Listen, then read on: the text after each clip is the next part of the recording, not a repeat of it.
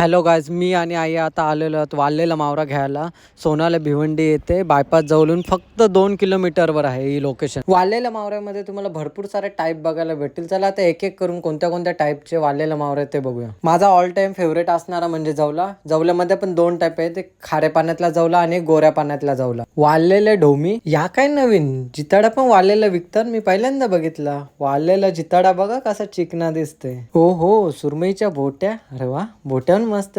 अरे बोट्या जाऊन दे, सुरमई पण बघा कशी दिसते. सुरमई वाकट्या बघूनच माझ्या तोंडाला पाणी सुटलं. अरे वाकट्यांचा रसावर एक नंबर लागते ना, काय बोलू रशाबद्दल. अरे वाव वाव पाकट, अरे वा बोलार पण.